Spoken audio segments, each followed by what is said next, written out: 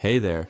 Quick question: if Bob makes $50,000 a year working a regular 9 to 5 and billionaire Brenda makes $50 million sipping cocktails on her yacht, who pays more in taxes as a percentage of their income? If you said Brenda, you'd think you're right and also adorable, but nope. Bob's coughing up a way bigger chunk of his paycheck to Uncle Sam than Brenda is. And no, it's not because Brenda has a better accountant, though she definitely does. It's because the system is kind of built to work that way. Let's unpack it, but don't worry, no boring spreadsheets or government jargon here. We're gonna talk taxes with the help of Bob, Brenda, and a burrito stand. Stick with me. So imagine Bob runs a burrito stand. He works hard, he chops the onions, grills the chicken, serves customers, cleans up at night, and cries a little when no one's looking, probably from the onions, but maybe also existential dread. He makes his money by doing stuff, labor. His income shows up on a paycheck, nice and tidy, and gets taxed before he even sees it. Boom, automatic deductions, federal tax, state tax, social security, Medicare. Bob looks at his $50,000 salary and ends up taking home something like $38,000. Now let's look at Brenda. Brenda doesn't run a burrito stand. Brenda owns 100 of them, but she doesn't work at them. She doesn't grill, chop, or mop. She owns the burrito empire from her penthouse, sipping coffee made by someone whose taxes are higher than hers. Instead of a paycheck, Brenda makes her money from stuff like stocks, real estate, dividends, capital gains, which is fancy talk for my assets got more valuable. Now here's where it gets weird. The IRS treats money from work, like Bob's salary, very differently from money that comes from investments, like Brenda's stocks. If Bob earns $50,000, he might pay, say, 22% in federal income tax. But if Brenda sells a bunch of her stock and makes $5 million in capital gains, she might only pay 15 to 20% on that. That's less than Bob's rate for doing zero onion chopping. But wait, you ask, isn't that still a lot of money? Sure, 20% of $5 million is a big number, but here's the trick. Brenda doesn't even have to sell the stock. She can just hold it. As long as she doesn't sell, she doesn't pay any tax on the gain. That's called an unrealized gain. It's like if you bought a $1,000 Pokemon card, and a year later it's worth $10,000. If you don't sell it, you don't pay tax. You just get to walk around feeling rich. Now, Brenda uses this to her full advantage. She borrows money, yes, borrows against her stocks. She goes to the bank and says, hey, I got $100 million in Amazon stock. Mind giving me a $10 million loan? The bank is like, ma'am, would you like that in cash or a yacht? Because her assets are so valuable, banks are happy to lend her money at super low interest rates, like 2% or even less. And guess what? Loans aren't taxable. So Brenda now has $10 million in her account tax-free without selling anything. She lives off borrowed money, writes off the interest as a business expense, and lets her investments just keep growing, untouched and untaxed. Meanwhile, Bob is paying 22% on his burrito hustle, can't deduct his lunch, and if he misses one paycheck, he's in trouble. Fair? Not really. But it gets better, or worse, depends on how you look at it. Let's say Brenda eventually does sell her stocks. Now she owes taxes on those gains, right? Well, kinda. If Brenda holds onto her stocks until she dies and then passes them on to her kids, guess what? The tax code gives those stocks something called a step-up in basis. That means when her kids inherit the stocks, the value resets to whatever it's worth at the time. So if Brenda bought Amazon stock at $10 per share and it's now worth $3,000 and her kids inherit it, their new starting point is $3,000.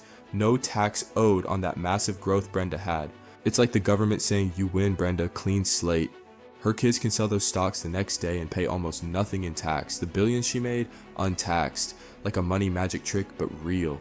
Meanwhile, Bob leaves behind a modest savings account, maybe a used Toyota, and a burrito recipe no one can quite replicate. And you might be wondering, wait, isn't the IRS supposed to catch stuff like this? Well, technically it's all legal. These aren't loopholes in the way you imagine, like someone sneaking through a crack in the system. This is the system. It's designed to reward investing, asset ownership, and long-term capital. Why? Because the idea is that these things grow the economy. And while that might be true in theory, in practice it means people like Brenda get to build tax-efficient empires, while people like Bob pay up front for everything. And let's not even get into the part where billionaires donate to charities they control and get tax write-offs for it. That's a whole other burrito. But here's where things really get wild. Brenda can use her borrowed millions to buy even more assets, stocks, real estate, companies, you name it. And guess what? Those things can also go up in value. So now she's making more money, from money she technically doesn't even own. It's like planting a money tree using someone else's shovel, then selling the fruit without ever giving the shovel back. And if the interest on the loan starts to get annoying, no problem. Brenda just refinances, takes out a new loan to pay off the old one. Still no taxes, still more investing, still yacht shopping. Meanwhile, Bob's just trying to figure out why eggs cost $7. Now maybe you're thinking, okay, but what about the IRS? Isn't there any limit? Sure, there are limits, there are rules, but rich people don't usually break the rules. They just have lawyers who know how to stretch, bend, and reimagine them like financial yoga. There's an entire ecosystem of wealth advisors, tax strategists, and estate planners whose entire job is to make sure people like Brenda pay as little as humanly and legally possible. You know how Bob does his taxes? With free software and a mild panic attack. Brenda's tax return is a novel, a masterpiece of financial storytelling. It's like a choose-your-own-adventure book, but every ending says, no taxes owed. Let's throw in one more spicy detail. Brenda also earns money from dividends. That's when companies share some of their profits with shareholders. Dividends get taxed at a lower rate than regular income too, so even if Brenda actually takes income from her investments, it's still usually taxed less than Bob's paycheck. And sometimes she doesn't even take cash, she just reinvests the dividends and the snowball keeps rolling.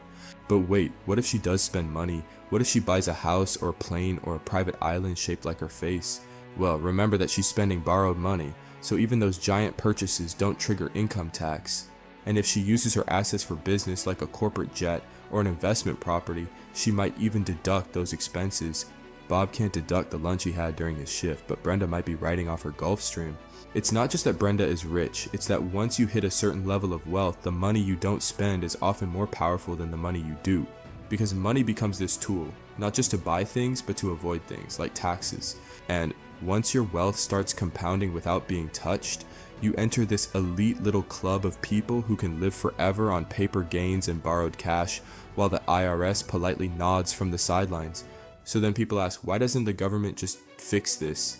Well, that's complicated. See, the wealthy don't just avoid taxes, they also help influence tax laws, campaign donations, lobbying, think tanks. They're very involved in how policy gets made. And it's not like they're twirling evil mustaches in a dark room. Most of them are just playing by the rules they've been given.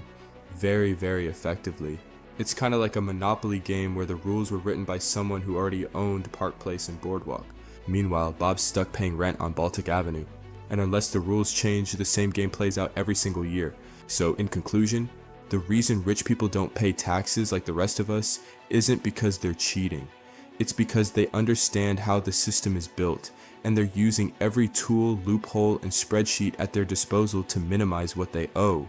They earn money differently, spend it differently, and grow it differently. And most of us are stuck playing the regular game, income in, taxes out, while they're playing a completely different version where the goal is to never realize income at all. It's legal, it's smart, and it's a little bit unfair. If you want me to make other videos explaining these topics, please like and subscribe. Thanks for watching.